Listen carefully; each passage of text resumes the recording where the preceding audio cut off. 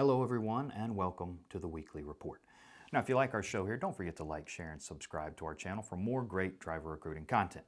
And speaking of recruiting content, a new episode of the Recruiting Roundup with yours truly just debuted this week. So if you haven't checked that out yet, give it a watch. I'll leave some links for you down below. Now, on to the report.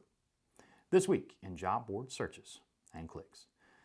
Bit of a mixed bag with searches as we saw a drop of 5% week over week, an increase of 6% month over month, and a decline of 15% year over year. A little more straightforward with clicks as we saw gains across the board of 1% week over week, 4% month over month, and 51% year over year.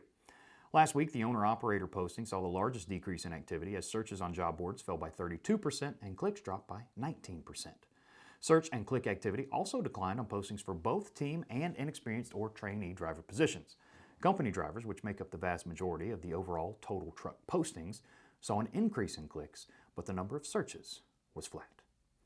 This week in freight, total load postings increased by 2% week over week as dry van rose by 1% and flatbed increased by 4% week over week, while refrigerated fell by 1%. Those increases in dry van and flatbed were almost all due to the volume in the Midwest and South Central regions of the country. Truck availability dipped by 2% week over week as the overall load-to-truck ratio rose slightly and remained stronger than what we saw before the holidays. Here too, we saw increases for both dry van and flatbed as refrigerated saw declines. Overall spot rates remained flat, while dry van and flatbed both posted gains of 1 cent per mile and 2 cents per mile respectively. Refrigerated, you guessed it, was once again the odd man out as rates dropped by 6 cents per mile week over week.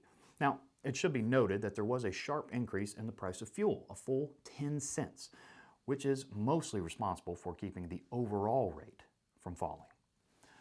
Now, the story of the week.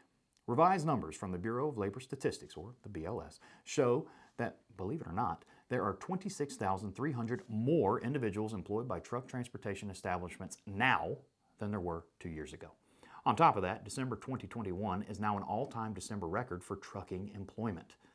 Overall, companies hauling general freight or consumer-oriented freight have seen increases in employment. The gains over that 2-year period are primarily attributed to general freight in the local sector. But there have also been gains in the general freight, long-distance TL, and LTL sectors. Specialized sectors, however, have yet to recover and reach their 2019 levels. This does make sense, though, as manufacturing output is still below those pre-COVID levels and industries like hydraulic fracking have not yet fully recovered.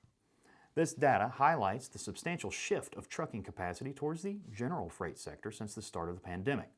The data also reflects the drivers' increased interest in jobs that offer increased home time. Now, the jury's still out on whether that infrastructure package and the rebounding manufacturing may be able to spur more employment in specialized sectors throughout 2022. And that does it for this week's report. If you'd like more information on anything we've covered, as always, you can find a link to the full downloadable PDF in the description if you're on YouTube or in the body of the page on the Randall Reilly site.